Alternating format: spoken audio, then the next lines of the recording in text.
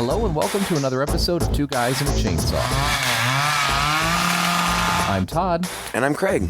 Well, here we are recording this next episode. A little bit of insider information for you guys. You might have noticed that we didn't have too much up in March.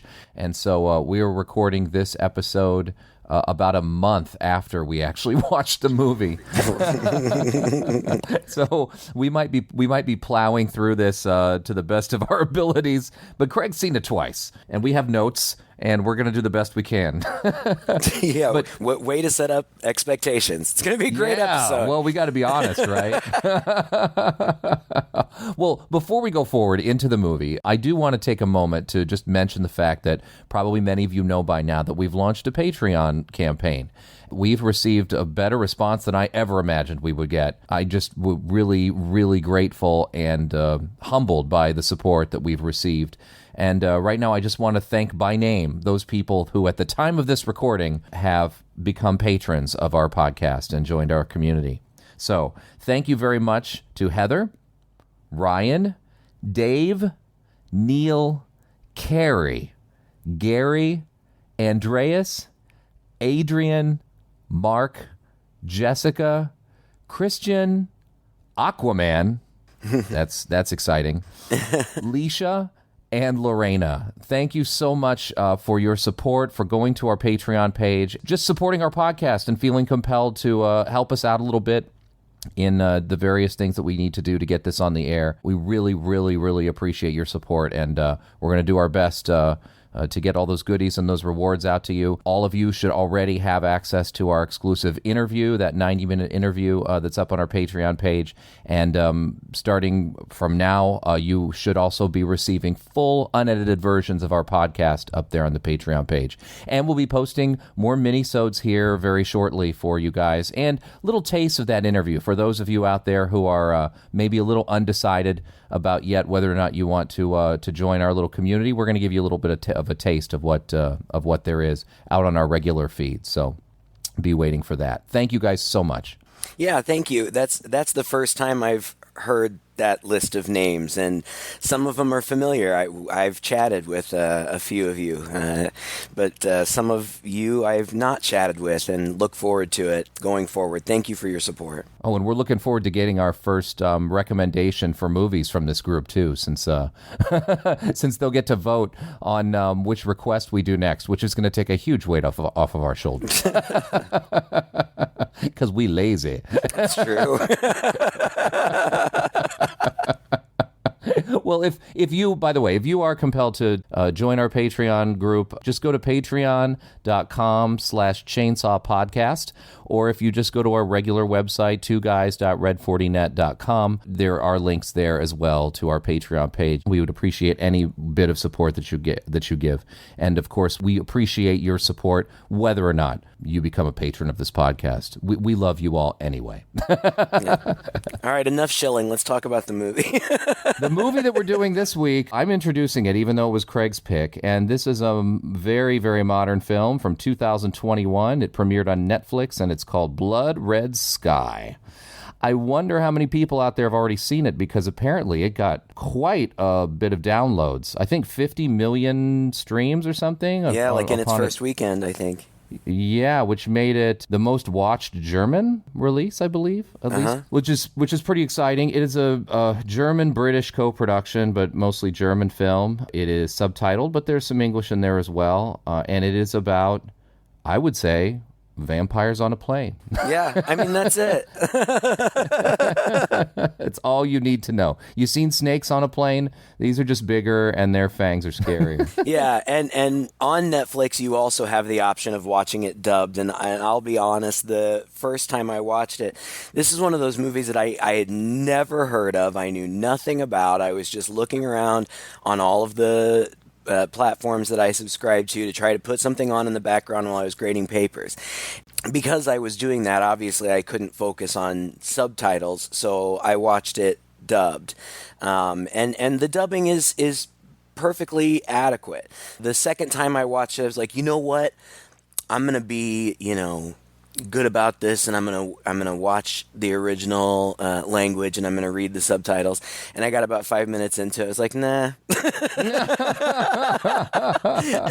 And I turned the dub back on just because I didn't want to be spending all my time reading. I wanted to watch. I wanted to see what was going on because there's a lot to see. There is. This rarely happens because I intentionally try to pick things that I think are not going to be so compelling that I'm going to get sucked in because I'm working. But I failed miserably on that account on this one because I got immediately sucked in and just stopped grading and watched it. And I ended up thinking it was really quite good. I mean, for such a simple premise. It really, I mean, no joke, Todd, you're absolutely right. It's vampires on a plane, but there's more to it than that. And there's some really compelling stuff going on in this movie. Things that I found to be genuinely captivating. And I found myself really caring about some of these characters and really invested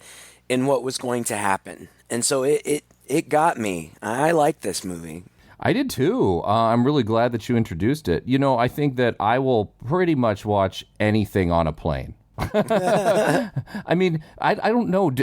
Are just benign, normal dramas ever produced that all take place on a plane? It's usually action thrillers, right? Yeah. A plane is just this natural, confined space full of people who would rather not be there, bear no relation to each other usually. You know, they're all strangers. And it's cramped environment, and it's a long time. And I don't know. I've heard tell that there are people who actually enjoy the process of flying on a plane.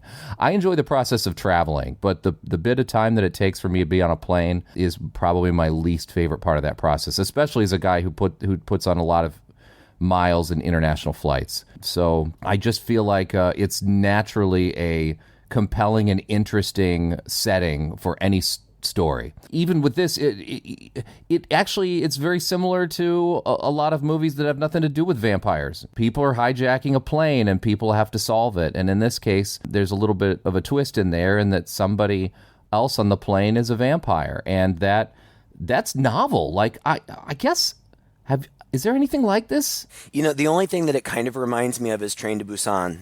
Yeah. Just because it's a similar kind of environment. Now, obviously, that train was long, and so they had to maneuver through it and get around zombies and those types of things. Plus, in that movie, the train would periodically stop and they could get out. Now, obviously, you can't do that on a plane. And this is, I mean, it's a huge commercial jetliner on an international flight. So there is room for them to move around. And I also appreciate, you know, they take, I think, full advantage of not just the passenger compartments, but the other spaces in a plane that Cargo bay. Yeah, right. That we as normal passengers don't typically have access to.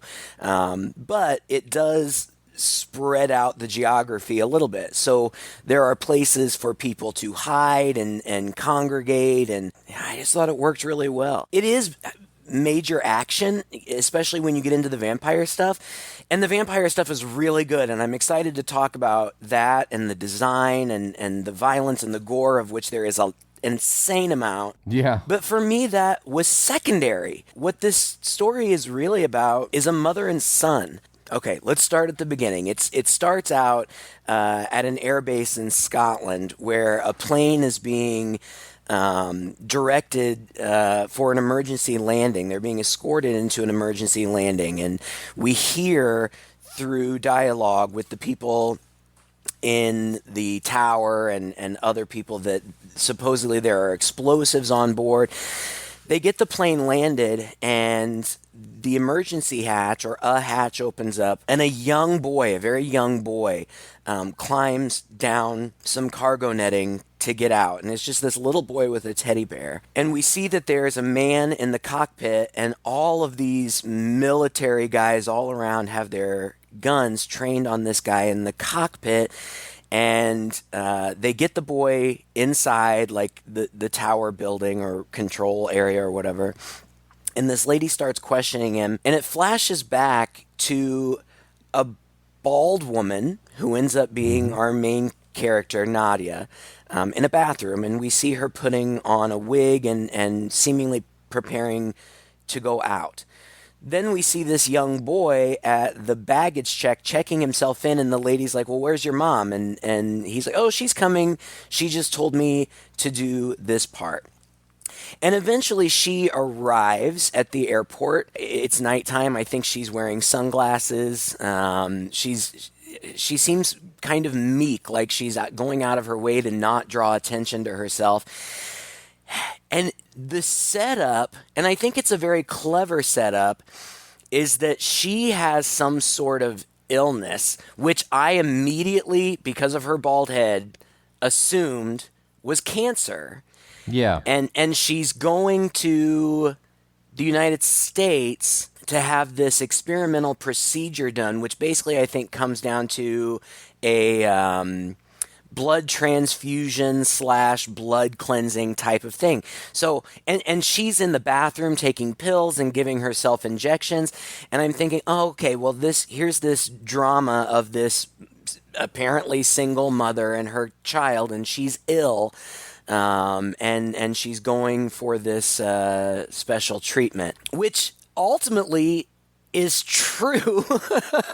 They also meet a nice man, Farid, I think is his name. Mm-hmm. Elias, the little boy, kind of befriends this nice Middle Eastern man who's going to be on the same plane, and he tells him what's going on, that his mom's going for a bone marrow transplant and stuff. But then they board the plane, and there are these...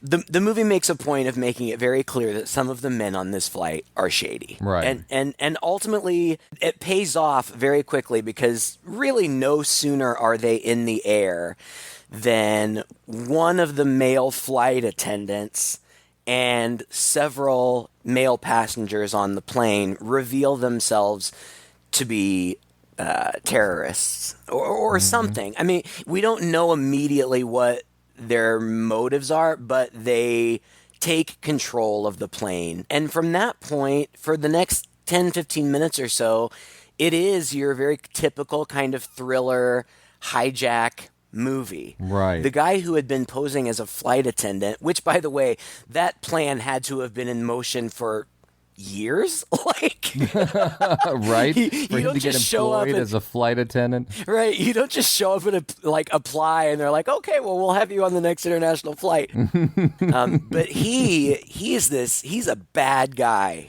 He's insane. Yeah.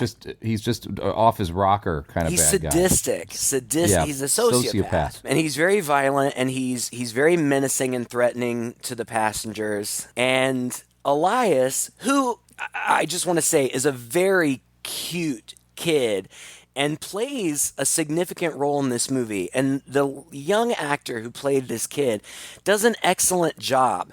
The relationship between this mother and son is so apparent and so believable. Yeah. I was transfixed. I was rooting for them.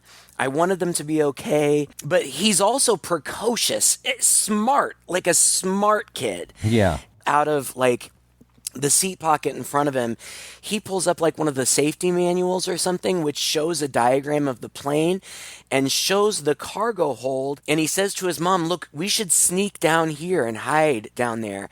And she says, no, just stay where you are. When she's not looking, he kind of climbs over her back and starts running. The terrorist guys they notice that he's moving, and she gets on her feet to try to retrieve him. I don't think that she's trying to escape or anything, but she's trying to retrieve him. And sociopath Eightball shoots her multiple times in the chest. Mm-hmm. And she falls down on her back as blood pools around her and seemingly dies. Right in front of him. Right, as he's weeping over her. And one of the other terrorists, the other guys, I mean, they're all bad guys, but they're not just as sadistic, they're not pleased that this has happened. It was unnecessary, it was avoidable, but it has happened. And so they return the kid to his seat kind of gently and tell him to stay where he is. At that point, I didn't know where it was going. I didn't know anything about this movie going in. I had no idea it was, no, nothing. And I had no idea it was a vampire movie. And so moving forward, I was pleasantly surprised. Yeah, I didn't know either. You told me this movie, Blood Red Sky, and then I turned it on, and it was clearly going to be about, up in the sky in an airplane. The hijacking started, but I knew something was up. I knew it's a horror movie. I had the suspicion earlier on that there was going to be vampirism involved because it does flash back. It's interesting how it cuts between the action in the plane and flashbacks into the more recent past of the mother and this kid and his father. The one thing that really struck me about the mother and the son, like you said, you're right, their relationship, they seemed very close. They seemed believable, but also they, from the very beginning, seem like people who have seen tough times. There's just a moroseness about it, just like a sadness. And at first, I thought that probably had to do with her sickness. They're both aware that she has this cancer and she's going to get this blood treatment. But knowing that this was a horror movie, I did kind of have it in the back of my mind, I'll bet there's more to it than that. And, the fact that they kept flashing back to this one night where she and her family, her husband and him, were driving through the darkness and the snow through the countryside, and their car breaks down. And we see that kind of part of the story in the past play out, that I thought, okay, yeah, she's clearly got some background, and it's probably going to end up being supernatural, maybe vampire. I was able to kind of put that together pretty quickly, and not because I'm super smart. I just think the movie does a pretty good job of dropping down some clues that you can definitely pick up on. Sure. If you're coming in on it. If I remember correctly, that first flashback comes right when she's shot. It's the second one, but yeah. Mm-hmm. And you don't know right away what's happening. They seem like a happy family. The son is an infant in the flashbacks, and they just seem very happy, very normal. Of course, obviously the husband's not around, so something must have happened. And these flashbacks are parceled out over the course of the movie. But you're right. Like, even in the first one, something's going on, and something's then up, yeah. Basically, like you said, their car breaks down in the middle of the road, like on a mountain in the middle of a blizzard, and he goes off looking for help. But I think at some point, maybe the second flashback or something, he hasn't returned. Mm-hmm. It's been a long time, and he hasn't come back. So she, with her baby, goes out looking for him, which I remember thinking, that's really foolish, just stay in the car. But at the same time, I mean, eventually, if nobody shows up, you're going to have to do something. Yeah. So she goes looking for him. I have to say, by the way, cautionary tale, as a person, who's been married for a while and who has a kid, don't ever do that. If you could get breakdown or whatever like that, one person goes off into the blinding snow, leaving the other two behind, it's just going to be a recipe for disaster. Like, just all three of you head out. And if it gets to be too much, just, pace your way back to the car and figure something else out. You know what I mean? Yeah. I mean, because it looked like where they were was very remote. I don't know what he was expecting. It's not like there's a gas station down the road. Right. I don't remember which comes first. I kind of feel like the reveal happens before we see, because she eventually does find what has happened to her husband. Mm-hmm. But I think that's after the reveal. It's just before. Gotcha. I don't know exactly what's going on. The passengers float around theories about what they think these guys are doing. What I do know is that they force all of the male passengers on the plane of Middle Eastern descent, they force them to record terrorist messages as though they are the ones who have hijacked the plane. And our nice guy, Farid, tries to, because I don't think all of the terrorist guys are Caucasian.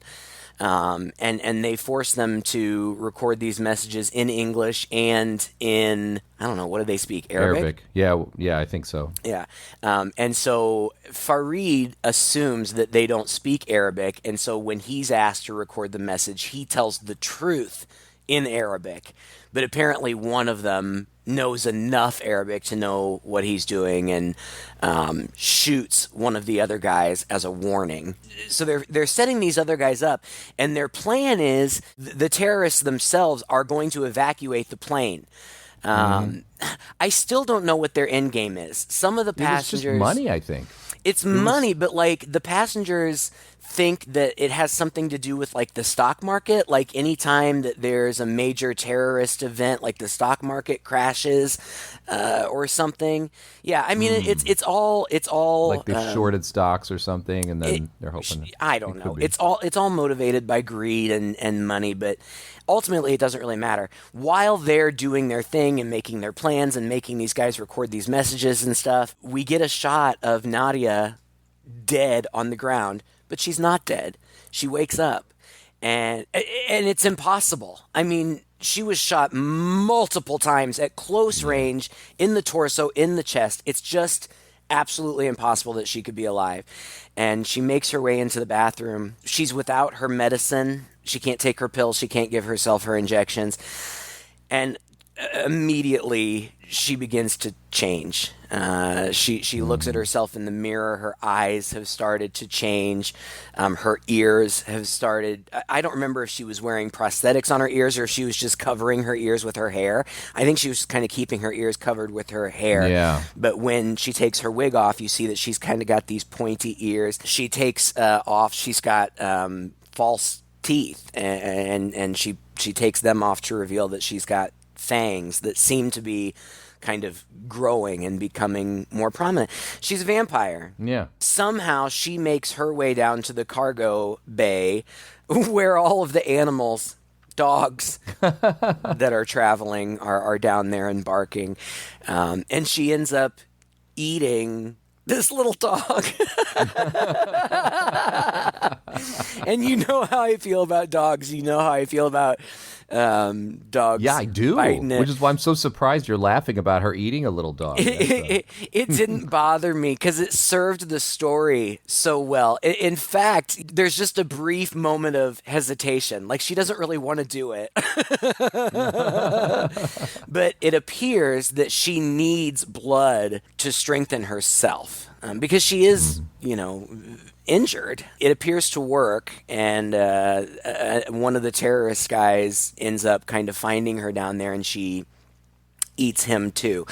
Now, at this point, I don't know how specific you want to be about the plot, because it's just exciting. An action movie. Right, and it's exciting, and there's constantly stuff going on, but I don't know that going through it beat by beat really makes a lot of sense. I agree. It's going through beat by beat would be like going through Con Air or Air Force One or something like that, beat by beat. It's a complicated mess of scenarios where the hijackers find her and then she eats them and then she kind of gets away and it's too much to describe. But what is also happening, like we had said earlier, is we're getting flashbacks to the past where we get the fuller picture of what happened. And obviously what happened is we're seeing the incident where she turned into the vampire.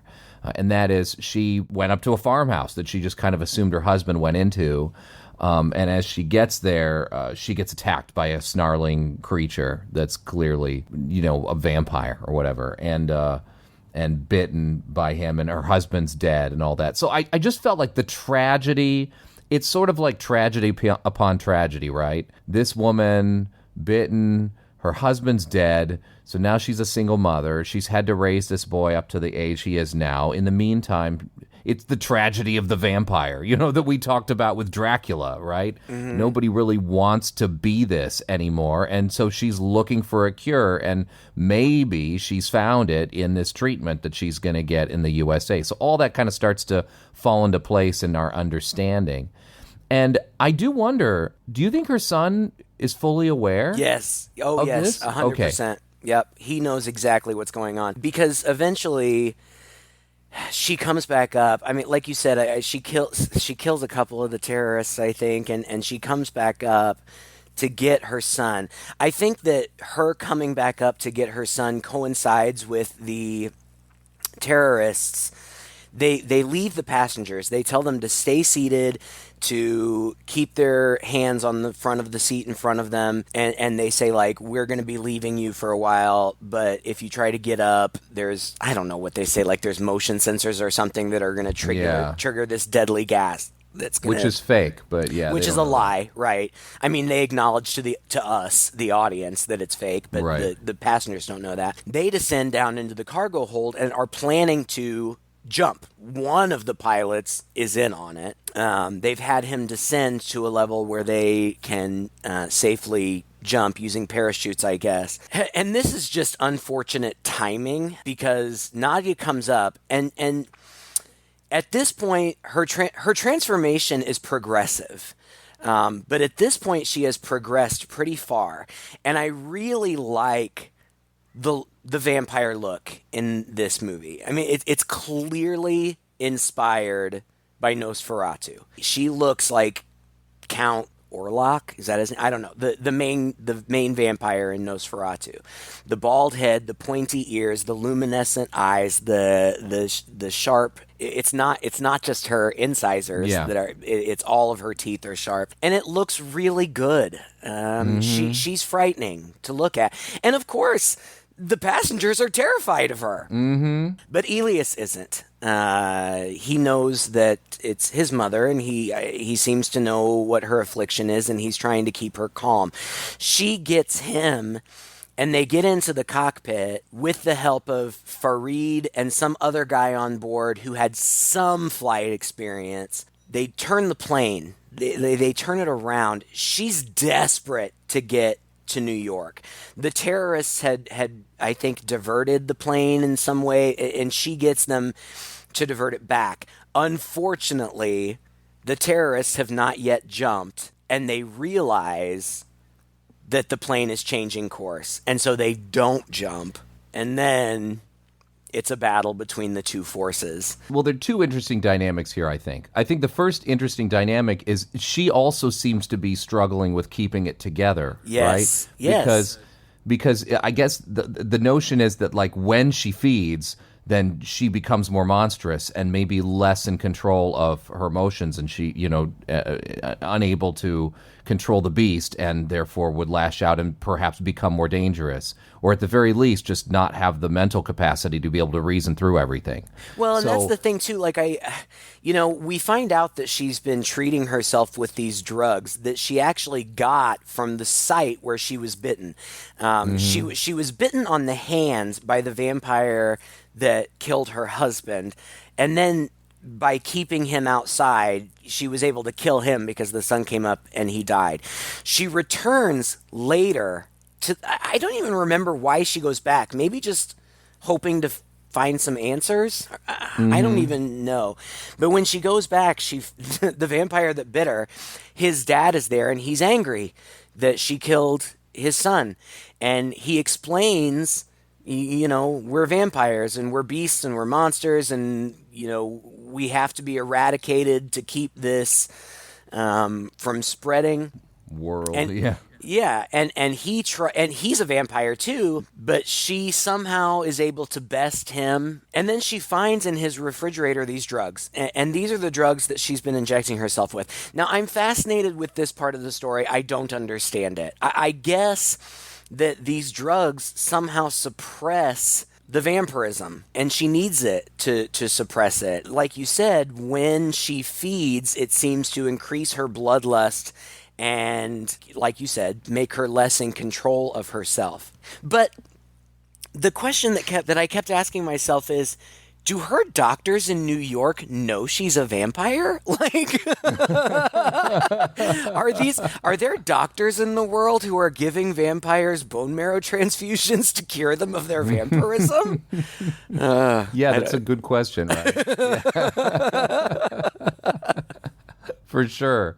Well, I don't know. I mean, that's what's novel about this movie too. Is it's vampires on a plane, but the vampire's actually the good guy, right?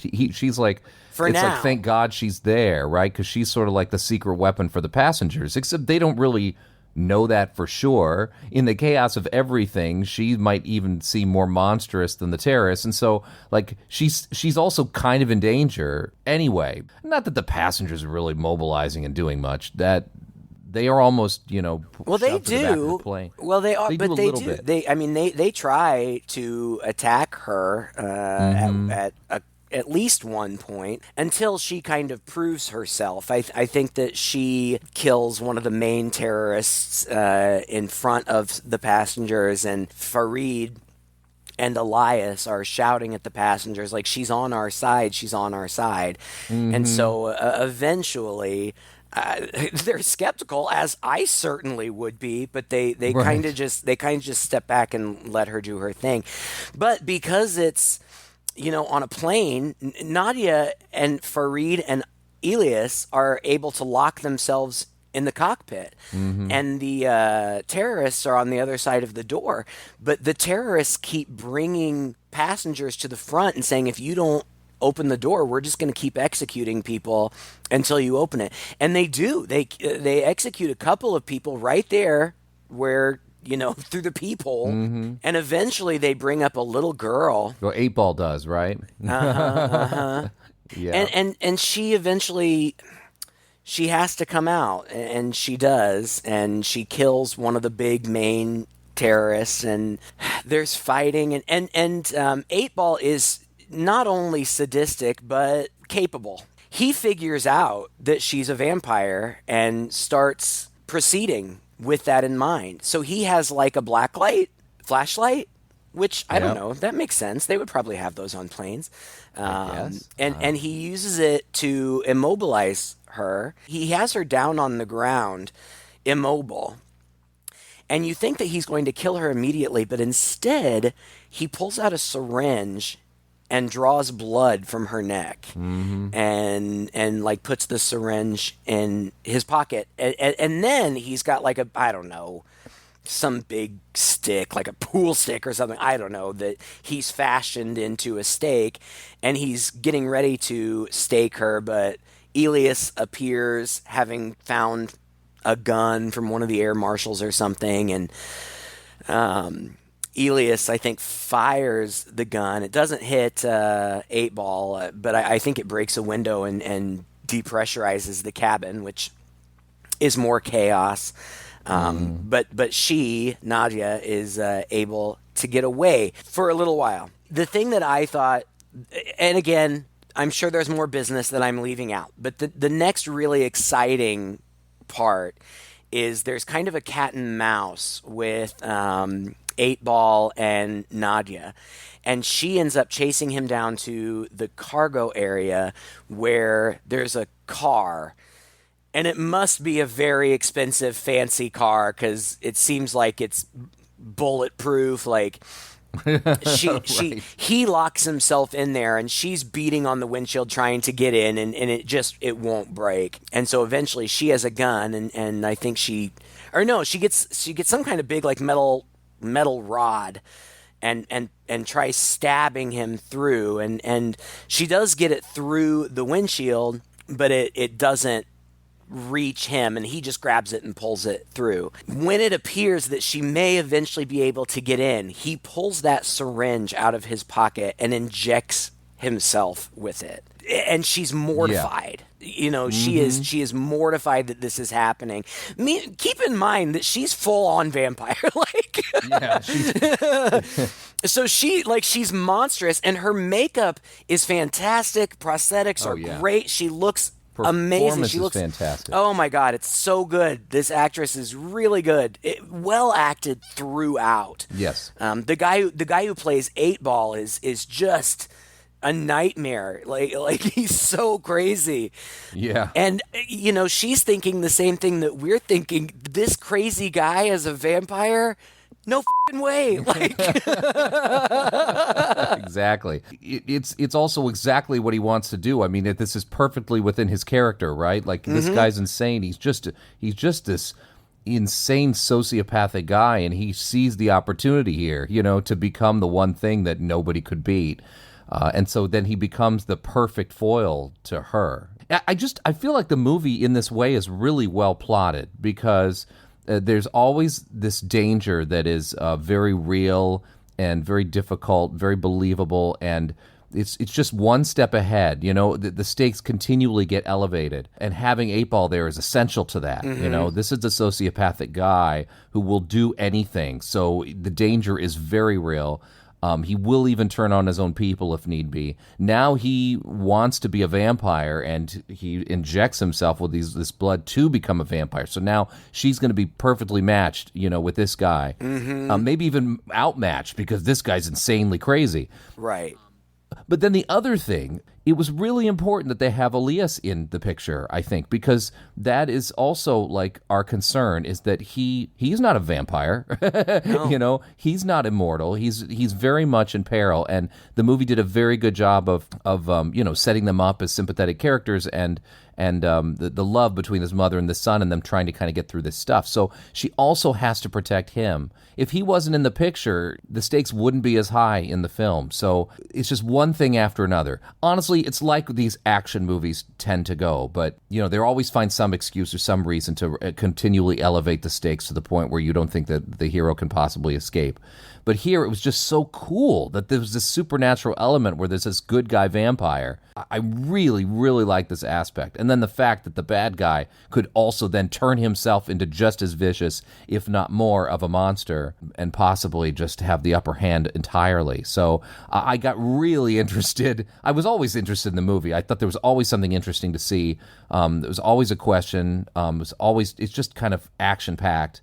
At this point, you're just like, holy shit, what is she going to do? Right. We're in for a major showdown, Well, she thinks that she's taking care of it because she finds something, I don't know, some sort of flammable liquid. I don't know what it is.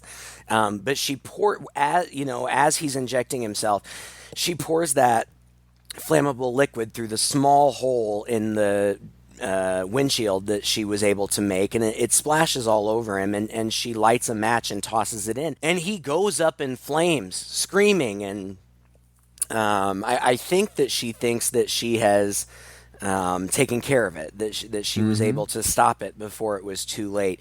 Of course, he does survive, which I also think is another just a cool idea, because when he finally does emerge, not only is he a vampire, but he's terribly burned, and so the makeup there is outstanding as well. But the other thing, I like all of this. I love all the vampire stuff. It's very exciting. The movie's 2 hours long, which frankly is a little long for me. It didn't feel long at all, and I was engaged the whole time. Same here. But there are secondary things going on. First of all, I've not given Farid nearly enough credit. He's a really good guy. He's a surrogate father in this movie. At one point, I don't remember, it's pretty late in the movie, but at one point, she kind of hands Elias over to him and says, promise me that you'll make sure that he's okay. And if I don't make it out of here. Yeah. Right. And he does. And he does, take risks, and he goes out of his way to take care of this kid. He's a good guy. He's a hero in the movie. He deserves credit for that. But there's also human drama. Like these passengers, they're all in the same boat. They're all in danger. They're all scared. And heroes emerge. There's one guy who I think is ex-military, but he's in like basketball shorts and a like a schleppy t-shirt and like flip-flops, and he's a big guy. He runs around throwing his weight around, fighting terrorists. He's heroic as well. But there are also terrible, selfish people. There's one older gentleman who at some point all the passengers are running. I think they're running from Nadia. And it's basically a stampede, and his wife falls down and is trampled to death. Now, obviously, anybody would be upset by that, but he is so stricken by his grief and anger that he lashes out at Nadia. He says it's her fault. He tries to kill her, and he has to be subdued. There's also just this asshole, like, stock market guy who only cares about himself. Eventually, Eightball comes out of the car. He is a vampire now. He kills a couple of his friends, the terrorists, to feed on them, to strengthen himself, and he turns at least one of them intentionally into a vampire as well. But they've got them trapped down in the cargo hold, and so they think that they're going to be able to get the plane somewhere and keep those couple of vampires trapped down there, and then they can deal with it when they land. But this asshole stockbroker guy gets mortally wounded, and the flight attendant who's attending to him, trying to help him and make him comfortable, basically says, look, I'll do everything I can to make you comfortable, but this is this is a mortal wound. So when she has her back turned, he crawls to the entrance of the cargo hold and lets Eightball out in the hopes that Eightball will turn him into a vampire so he won't die. Like, he begs for that. But Eightball just kills him. But then they're out. The vampires are out, and it's like the plane is like a buffet. Buffet, right? Exactly. And it just becomes a slaughter. They're biting and killing a lot of the passengers, but a lot of the passengers are also being turned, and so then you've got Elias, Farid, the co-pilot, and Nadia in the cockpit, and outside is just an entire plane full of these ravenous, bloodthirsty vampires. And what are they going to do? And at this point, Nadia's like, we can't land this plane. I think initially her thought is they've got to crash it or blow it up or something, because at this point, there are dozens, if not 100 or more active vampires, and if they land, it could just spread like wildfire. But they come up with a plan. Do you remember what the plan is? It has something to do with explosives. No, I don't remember. I don't remember this last bit. I think that there's some way that they can spark a detonator. And yes. And if they can do that near the fuel sources, they can blow up the plane. Yes. But the detonator is remote. So their thought is, if we can get our hands on this remote detonator, then we can land the plane and get Farid and Elias off, and then they can blow the plane up. And this is the point where Nadia, it seems like she realizes that she's not getting out of this. Yeah. And she says as much. And she says as much to Elias, who, of course, begs and says, no, we'll figure it out. We'll get you to the doctors. But she knows she can't.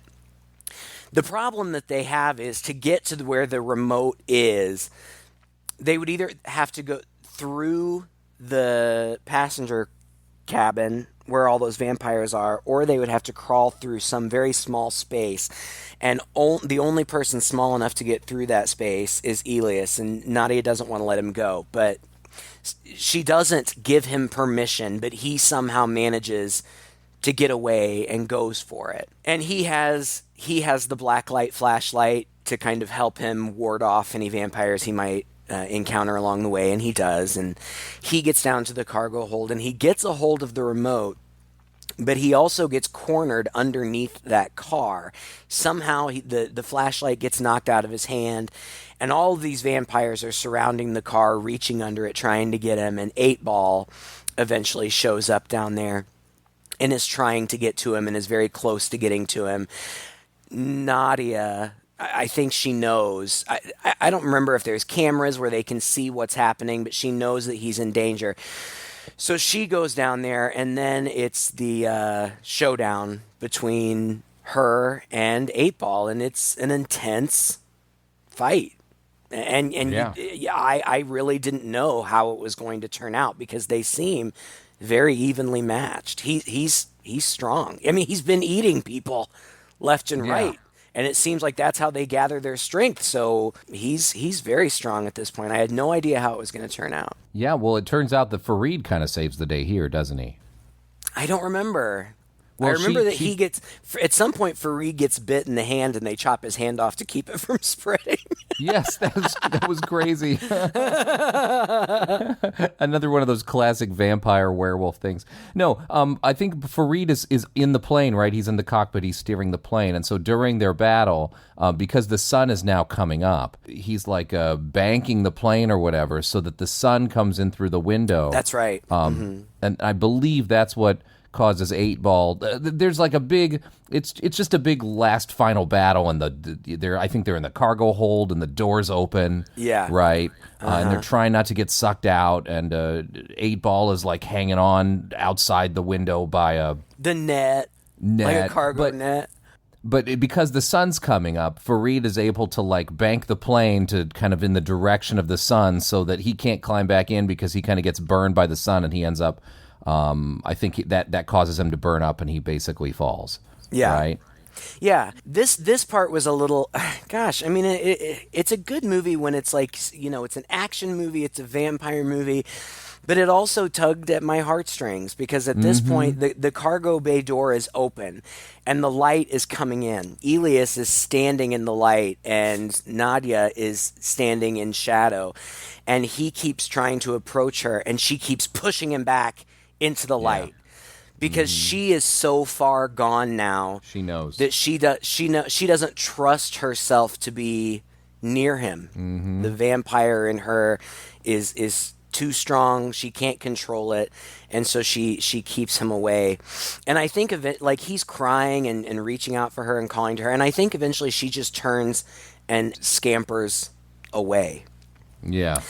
And that's where we come back to where we left off with the flashback. The plane lands. Elias gets out with his teddy bear. They think that Fareed is one of the terrorists, and so they're planning to kill him. And he just keeps saying, no, just let me out. Now, of course, he can't really say the plane is full of vampires because nobody's going to believe that. But the problem is dusk is approaching. And if they're unable to blow up the plane before nightfall, these vampires can just get out and scatter to the winds. And Elias is trying to convince them to let Fareed out, but they won't. And they take Elias away in an ambulance. Somehow he manages to jump out of the ambulance and starts running towards the plane. I don't remember how. Somehow Fareed is able to get out. He gets out, and he's apprehended by the authorities. And Elias is running towards the plane, but night has fallen, and the vampires are like, they look like insects, just kind of dropping from the plane. And he sees his mother, Nadia, and she's gone. He calls out to her, and she looks at him and roars and starts running at him, at which point he opens up a seam in his teddy bear and pulls out the remote. He had it all along. Did you see this, by the way? Did you see this coming? No. In fact, I had kind of forgotten about the remote entirely. Well, the thing was, I immediately, I can't remember when it was. It was before this, but at some point I was like, why does he have a teddy bear? I don't remember him with a teddy bear at all. And then I was thinking back to him in the hospital, and I'm like, wait a second. And so as soon as he freaked out and asked for the teddy bear, I thought, oh, shit, this is, they've got a plan. Well, and he pushes the button, and the entire plane explodes. I mean, it's a huge explosion. It knocks him back, like, I don't know, 10 feet or something, and it gets him. Dead. Yeah, his mom's dead. The vampire's dead. I mean, they successfully executed their plan, but it's sad, Yeah. He knew what he had to do, but I mean that's heartbreaking, and But Fareed is there to take. Yeah, and at this point, the military guys realize that Elias had been telling the truth. I'm sure they don't understand really what's going on, but they believe them enough to release Fareed, and he and Elias are reunited on the tarmac. And that's it. That's the end. I just thought overall it was a good movie. It was a really entertaining movie. Like it felt like solid. It felt like a summer blockbuster. You know, it felt like something that if you had the opportunity, it would be ideal to see in the theater. Yes. It's action packed, lots of great effects. I thought. I have no complaint. I just generally have no complaints. It was well shot. The cinematography was good. The acting was good. It looked good. The makeup was great. The effects looked good. There's lots of blood and gore, lots of action. Never got bored. I really don't have any complaints. It's not like I would go so far as to say, well, this is the best movie I've ever seen. No, but it was really entertaining and gripping. And I would definitely recommend it. I mean, if you're a fan of horror, what is not to recommend here? I mean, it's solid. I mean, even if you're not a fan of horror, I think if you just like action movies, this is basically what it is. It's an action movie with a slight horror twist, but it's still at its core, it's like Die Hard, basically. Oh yeah, absolutely. Yeah, I 100% agree with you. I was happy to watch it. I loved it, enjoyed it thoroughly, just as much as I enjoy any other kind of action popcorn movie. And I thought that the mother-son dynamic was quite touching. And you compared it to Train to Busan, and that was another thing that really sold that film as well. Was this thing, which then comes to a poignant end. Right. In that case, it's a father and a daughter. In this case, it's a mother and a son, but it's the same sort of idea. Yeah, it raises the stakes. It makes it, ironically, you have the humanity of these characters, even though one of them is a vampire. They have a human connection that you believe and that you care about. And, I was sad. I don't remember. It's been a month since we watched it, but it wouldn't surprise me at all if I shed a tear. It was sad. I felt terrible for the both of them. They had tried so hard and they had survived so long, and they were on the cusp of a potential solution, and everything went wrong. And it's sad. It is sad, yeah. And I would say, they were able to save the day, but I mean, basically, the whole plane full of passengers died anyway, right? Yeah. So in that sense, it's got a true horror movie ending, really. Well, thank you so much for listening to our podcast today. If you enjoyed it, please share it with a friend. You can find us online by just Googling Two Guys and a Chainsaw Podcast, where you can find our Twitter feed, our Facebook page, and our website, twoguys.red40net.com. Check us out there. As always, leave us a message. Let us know what you thought of this episode, what you want to see coming up. And if you're interested in joining our patrons and getting a little bit of that extra stuff that I brought up earlier on the podcast, go to our Patreon page, patreon.com/chainsaw podcast, or just follow the links to our website and our Facebook page to get you there. Thank you to all of you, and until next time, I'm Todd. And I'm Craig. With Two Guys and a Chainsaw.